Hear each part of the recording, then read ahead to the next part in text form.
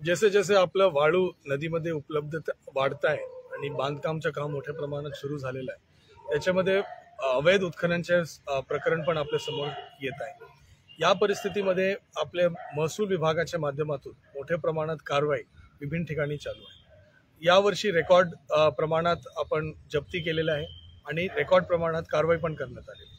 परंतु या कारवाईच्या दरम्यान मागचे 2 दिवसात 2 तालुक्यामध्ये आपल्याला हल्ला म्हणजे वरिष्ठ अधिकाऱ्यांवर हल्ला, त्यांचे नेतृत्वाखाली असलेल्या पथकांवर हल्ला असा झालेला दिसून येत आहे।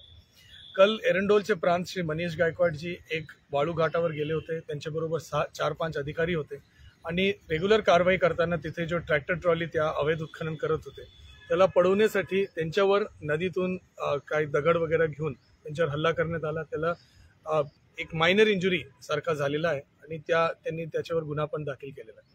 तसेच भुसावळमध्ये कारवाई करताना तहसीलदारांचे वाहन जो एक डंपरला जप्त करण्याचा प्रयत्न करत होते, त्या डंपर ज्यावेळी ते पळवण्याचा प्रयत्न करत होते त्या संबंधित व्यक्ती, त्यांनी त्या वाहनाला म्हणजे एक धक्का मारून ते बाहेर पडण्याचा त्यांनी प्रयत्न केला।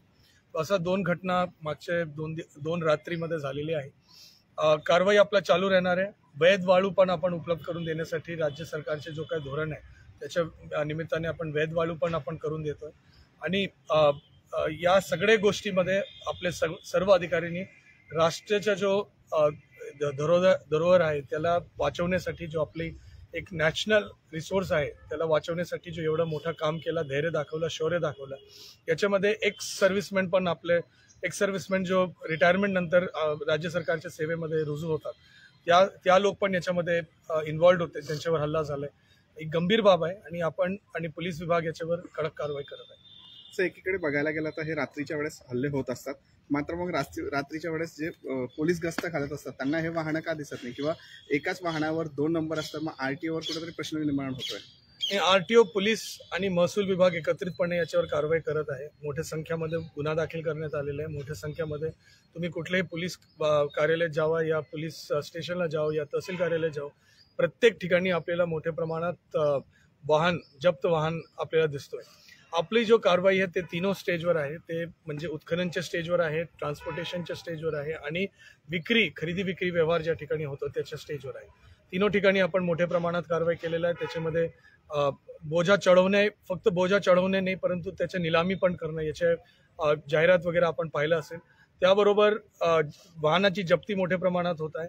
त्याच्यामध्ये मायनर मिनरल ऍक्ट, आपलं ट्रान्सपोर्ट ऍक्ट आणि मोटर व्हेकल ऍक्ट आणि त्याबरोबर पोलीसच्या जो IPC या 3 कायदा अंतर्गत आपण कारवाई केलेला आहे आणि या कारवाई चालू राहणार आहे। आणि मी सर्व लोकांना विनंती करतो की जो वैध वाळू आपल्याकडे आजच्या डेटमध्ये उपलब्ध आहे त्याच्यामध्ये ET परमिट व्यवस्थित असणं पाहिजे। या सगळ्या गोष्टीचा विचार करून आपण वाळूचा वापर करावा। क्रश सँड पण मोठ्या संख्येमध्ये उपलब्ध आहे, आर्टिफिशियल सँड उपलब्ध आहे, त्याचा पण आपण वापर करू शकतात। जो भी वैध आहे त्याचा करावा। कुठल्याही प्रकारचे अवैध धंदेला आपण पाठिंबा देऊ नये। आपण यदि खरेदी करणं बंद केला तो अवैध धंदेला अजिबात कुठल्याही प्रकारचे पाठिंबा मिळणार नाही आणि हे जो समाजासाठी जो धोकादायक परिस्थिती होती निर्माण होणार।